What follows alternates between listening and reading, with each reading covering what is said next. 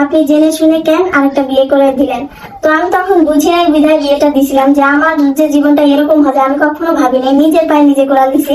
অনেকে এই কথা বলছে যে আপনি নিজের পায়ে নিজে কোড়াল দিছেন। আপনি আসলেই দিছি বাস্তবে, তখন বুঝি নাই বিধায় এইরকম অবস্থা আমার আজকে হয়েছে। আজকে যদি এরকম অবস্থা তখন থাকতো তাহলে আমি এই পরিস্থিতিতে কখনোই করতাম না আপু। আর হলো, একটা কথা বলি যে ভুল যেহেতু আমিই করছি, মাসুল আমারই দেয়া লাগতেছে এখন। তো আগে যদি জানতাম যে আমার সতীন নিয়ে এরকম হবে, আমি কখনো আমার সতীন আমার ঘরে আনতাম না। আমার সংসার এরকম করে নষ্ট হবে আমি কখনো যদি জানতাম, তাহলে কখনো আমি এই সংসারে আমার সতীন নিয়ে আসতাম না। বড় সতীন আগে বোঝেনি যে সতীন আসলেই তার সংসার ভেঙে যাবে। সে আগে বুঝতে পারেনি।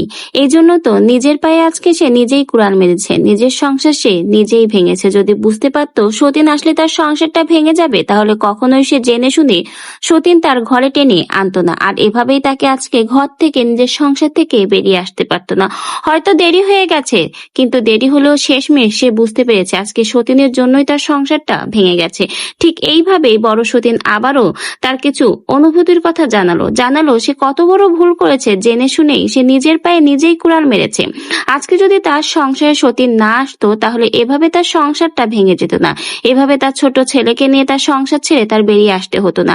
আজকে সতীনের জন্যই সে তার সংসার থেকে বিতাড়িত হয়েছে। সতীনের জন্য আজকে তার সংসার ছেড়ে তাকে চলে আসতে হয়েছে।